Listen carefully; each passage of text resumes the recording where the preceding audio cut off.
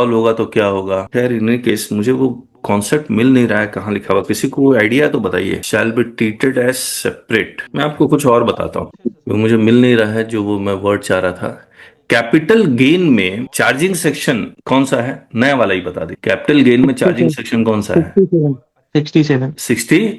67 है। जी सर। इसमें क्या लिखा हुआ है कि where there is transfer of a capital asset in a tax year then capital gain shall arise. तो यहां लिखा हुआ transfer of capital asset, correct है। और ट्रांसफर का डेफिनेशन में लिखा हुआ है कि सेल एक्सचेंज वो सब तो लिखा हुआ है, टू पार्टीज होना चाहिए।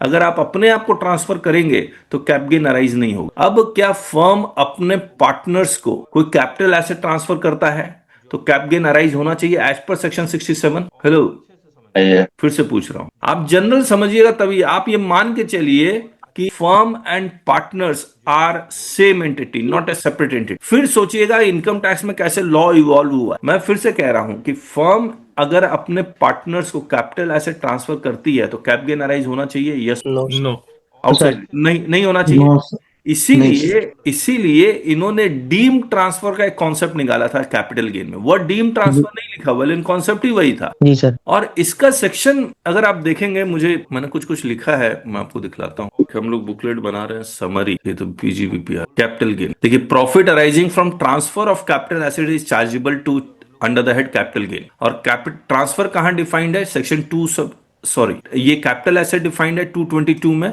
और ट्रांसफर डिफाइंड है सेक्शन 2 सब सेक्शन 109। ये रहा ट्रांसफर, सेल एक्सचेंज रिलिंक्विशमेंट एक्सटिंग्विशमेंट, ये सब ट्रांसफर का डेफिनेशन है। All is same. 247 में पूरा पहला था, उसमें 109 कर दिया। यस यस, सेम है, सेम है। अब आपको मैं दिखाता हूं, ये section 67 sub section 9, admission of partners, retirement of partner और dissolution of firm, fair market value as and date of distribution.